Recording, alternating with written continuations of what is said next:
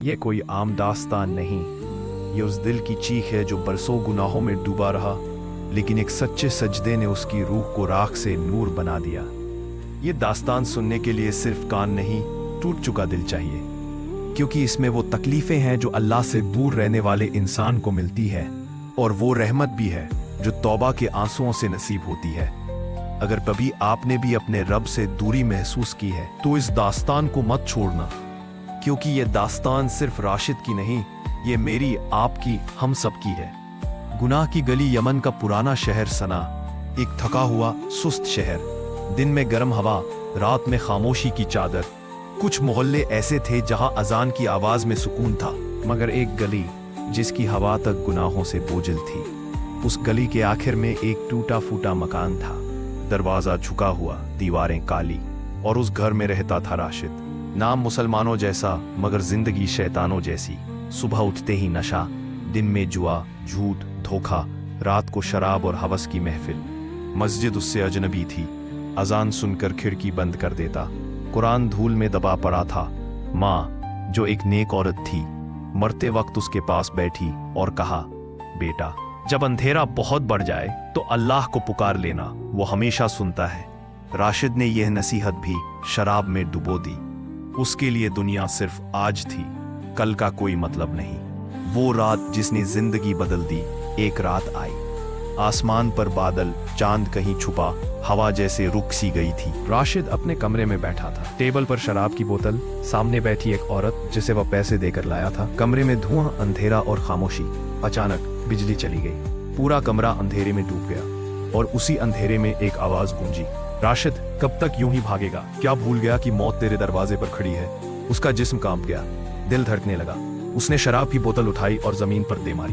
बोतल टूटी, शीशा पैर में चुभा, खून निकला, मगर दर्द नहीं हुआ, जैसे अंदर का बोझ बह गया हो। नजर कोने पर पड़ी, वहीं जहां कुरान धूल में दबा था। कांपते हाथों से उठाया, धूल झाड़ी, पहला पन्ना खोला, शब्द पढ़े और दिल हिल गया। वो जमीन पर गिर पड़ा, चेहरा मिट्टी में छुपा लिया और फूट फूट कर रो पड़ा, या रब, मुझे माफ कर दे, मैं बहुत गिर चुका हूं, अब और नहीं जी सकता इस तरह। उसी वक्त सुबह की अजान गूंजी, अल्लाहू अकबर। वो आवाज जिससे वो भागता था, आज उसके दिल को नरमी दे गई। राशिद उठा, खून पोंछा, कपड़े बदले और पहली बार मस्जिद की तरफ चला। दरवाजे पर रुककर रो पड़ा, या रब, मैं लौट आया हूँ। पहला सजदा किया और वो सजदा उसकी रूह को जगा गया। तौबा की पहली सुबह। सुबह गली के लोग खिड़कियों से झांक रहे थे, ये वही राशिद है। घर पहुंचा तो शराब की सारी बोतलें तोड़ दी, हर बोतल टूटते ही लगता जैसे कोई गुनाह मर रहा हो। अम्मी की दी हुई पुरानी टोपी झाड़ कर सर पर रख ली।